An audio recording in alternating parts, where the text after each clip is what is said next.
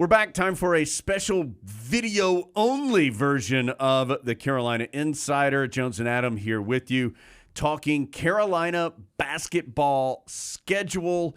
And Adam, the basketball schedule out last night. We knew, and it had already been released, the Tar Heel non-conference schedule, but the ACC portion of the schedule becomes publicly available on Tuesday evening. So wanted to talk about it a little bit here. Let's start with what we already knew, just to remind everybody. A very difficult non-conference schedule for the Tar Heels. They start an exhibition game on October 27th, then 3 home games against Radford, Lehigh, UC Riverside. Obviously, the Tar Heels will be heavily favored in all 3 of those games. Then they go to the Battle for Atlantis, and as it usually is, that's a really good field early in the season around Thanksgiving. So Carolina will be tested early there. And Northern Iowa, which is the opener in that tournament, is the least heralded of those teams. But that's a weird venue. Like, you're playing in a ballroom, and it's kind of dark.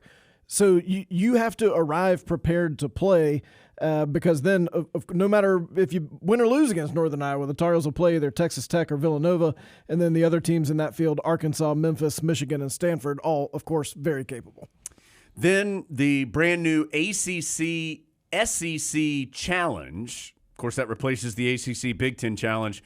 Tar Heels playing at home against Tennessee, who will be a preseason top 10-ish type of team. That's on Wednesday, November 29th. Then there's an ACC game. It's against Florida State on Saturday, December 2nd in Chapel Hill. Adam, I feel like a lot of times these early season ACC games, the Tar Heels have been on the road. So a rare time that the December ACC game places the Heels at home. Georgia Tech's going to open up the gym that Saturday and be like, what time are the Tar Heels getting here? Where's Hubert Davis? This 5-game segment, the Thanksgiving tournament, ACC, Big Ten, or SEC, and this year it's the SEC, and then the first ACC game, that's what submarined Carolina last year. So some of these games have to be wins. You got to get a couple wins in the Bahamas. You've got an opportunity for a great environment against Tennessee and a good team, well-coached team by Rick Barnes. And then you get a home ACC game. Carolina's got to make some progress in this segment so that you're not catching up the rest of the season. Then 4 consecutive non-conference games in December, and they are tough. Tar Heels making their neutral site trip around the East Coast here. They play defending champion Connecticut in New York on Tuesday, December 5th as part of the Jimmy V Classic. Then the exam break, because they don't play again until December 16th in the CBS Sports Classic. That's against Kentucky, coming in Atlanta this year. And then that Jumpman Invitational, which Carolina played in last year for the first time, they play Oklahoma on Wednesday, December 20th. Then after the Christmas holiday, they have Charleston Southern in Chapel Hill. That's on Friday, December 29th. So figure the Heels would be favored against Charleston Southern at home. But, Adam, those 3 games, Connecticut on Tuesday, December 5th, Saturday, December 16th, Kentucky, Wednesday, December 20th, Oklahoma. Some huge marquee non-conference games, and closes a stretch of 8 games that is as difficult an 8-game stretch as anybody in the country is going to play. Game against UConn should be a great crowd. UConn will have a lot of fans there. Carolina, as we learned last year when the Tar Heels beat Ohio State, they'll have a lot of fans at Madison Square Garden. That's a long layoff before Kentucky. 11 days. 5th to the 16th, long time. The ACC last year snuck in a conference game in there. Carolina skips that this year. You never know what you're going to get after a layoff like that. When you've had exams, you haven't practiced as much. Kentucky also will have a great crowd in Atlanta. Those are 2 quote-unquote neutral games that will have a healthy dose of the opposing team. But, of course, Carolina will have a healthy dose of Tar Heels in Charlotte against Oklahoma. And so then, again, there was the Charleston Southern game on the 29th. And then, Adam, it's nothing but ACC action after that. And while not – I mean, Carolina will have played that December ACC game against Florida State. 3 straight road games to start conference play, quote-unquote start conference play. Tuesday, January 2nd at Pitt. Pitt's been a very difficult team for the Tar Heels here over the last couple seasons. Saturday, January 6th at Clemson. Wednesday, January 10th at NC State. That's an 8-day, 3-game road trip. That is a tough stretch. That feels like a tone setter. I think if you want to look at it at the advantageous standpoint from Carolina, you wouldn't think students would be on campus for Pittsburgh, Clemson, or State. So maybe look, the State people will show up if it's midnight on Christmas morning. So they're going to be there. But if you get maybe a little less rabid crowd at Pittsburgh and Clemson, but I think the thing is, Pittsburgh and Clemson, those are going to be rugged type games. So you got to be prepared in January to be willing to fight for everything, because that's another stretch where you need to get a couple wins. Tar Heels then play 3 of their next 4 at home. Syracuse on Saturday, January 13th.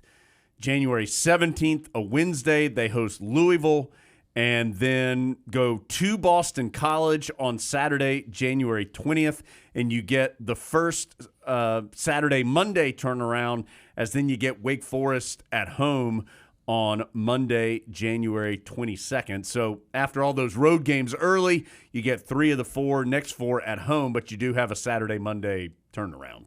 Those Saturday, Mondays are always the key thing when you get the conference schedule. The time of that Boston College game will matter, but you always like the back half of the quick turnaround being at home, which Carolina does get, but we know Wake Forest under Coach Forbes, a stellar squad.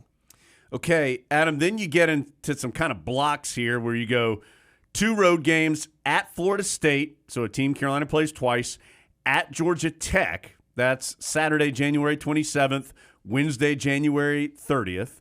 Then 2 home games, first meeting with Duke on February 3rd. That's in Chapel Hill, a Saturday. Then Tuesday, February 6th against Clemson, so the second matchup of the year with the Tigers.